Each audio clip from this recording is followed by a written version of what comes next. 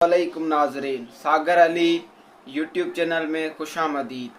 आज का हमारा टॉपिक है फेयर ऑफ डेथ पे, कि मौत का खौफ जो ये बीमारी होती है ये किस वजह से होती है, किस लिए होती है, क्या ये ज़हनी बीमारी है या इंसान खुद इस चीज़ में मुब्तला हो जाता है, मैं इस बीमारी से कैसे निकला और ये बीमारी मुझको कैसे हुई। तो आइए चलते हैं वीडियो की तरफ और जानते हैं कि आप लोग इस बीमारी से किस तरह निकल सकते हैं। तो सबसे पहली बात मैं आपको ये कहना चाहूँ कि अगर आप कोई भी मेडिसिन वगैरह इस्तेमाल करते हैं तो वो आपने अपने डॉक्टर की हिदायत के मुताबिक ही इस्तेमाल करनी है। हमारा काम सिर्फ आपको इन्फॉर्मेशन देना है। तो पहली बात हम ये करते हैं कि मेरे को जो फेयर ऑफ डेथ का मसला हुआ था वो कब हुआ था, कितना अरसा रहा और कितने अरसे के बाद में रिकवर हुआ। तो आइए करते हैं उस पर बात। तो सबसे पहले तकरीबन 2022 में मेरा एक दोस्त था, पड़ोस में था, उसकी डेथ हो गई। वो सिगरेट वगैरह स्मोकिंग वगैरह करता था, तो उसकी डेथ हो गई। तो मैंने जब उसको मतलब इसी तरह से देखा कि यार वो एक तो सामने से गुज़रता था, खाने की चीज़ें ला के आता था, आज वो मर गया है। मैं जाकर बस उसकी कब्र पर जब उसको मतलब कब्र में उतार रहे थे तो मैंने जब उसको देखा तो उस टाइम से ही मुझे ये फीलिंग आना शुरू हो गई कि मैं भी भाई मर जाऊंगा। और ये इतना अज़ियतनाक मतलब लम्हा होता है कि ना खाना पीना अच्छा लगता है, ना घूमना फिरना अच्छा लगता है। बस जहन में एक ही बात होती है कि मैं मर जाऊंगा, मैं मर जाऊंगा, मैं मर जाऊंगा, बस अभी मर जाऊंगा।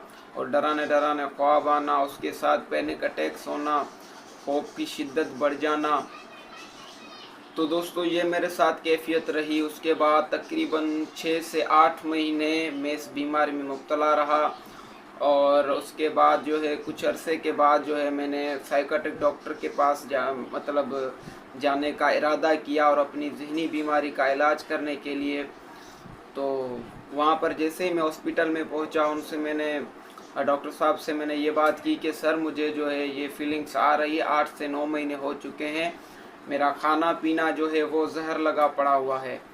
तो डॉक्टर साहब ने मुझे 1 महीने की दवाई दी, बोला कि ये दवाई खाओ और 1 महीने के बाद जो है आकर दिखाना। तो उसके बाद जो है 1 महीने मैंने दवाई खाई, फिर भी इतना मतलब जो है कंट्रोल इस बीमारी पर नहीं आया।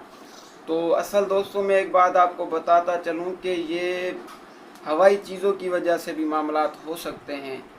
कि किसी को अगर कोई जादू का मसला हो, मसलन कि किसी ने कोई जहन पर जादू कर दिया हो, नज़र लगी हो, साया हो या जिन्नात का हमला हो, तो इस वजह से भी ये मामलात हो सकते हैं। लेकिन ये एक ज़हनी बीमारी भी है और दुआओं से भी अपना इलाज कराएं। और मैं एक बात आपको लाजमी ये कहता चलूँ कि आप डॉक्टर के पास लाजमी जाएं, उससे इलाज लाजमी लें और किसी अल्लाह के वली के पास भी जाएं, उनसे भी आप दुआ लें कि मैं इस बीमारी से दूर हो जाऊं। इंशाल्लाह आप जल्दी ही इस बीमारी से निकल जाएंगे।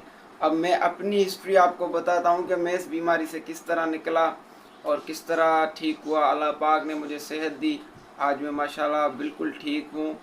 तो उसकी बात यह है कि मैंने इलाज भी अपना शुरू करवाया और उसके बाद जो है मैंने दुआ भी अपने लिए करवाई कि या अल्लाह पाक मैं ठीक हो जाऊं।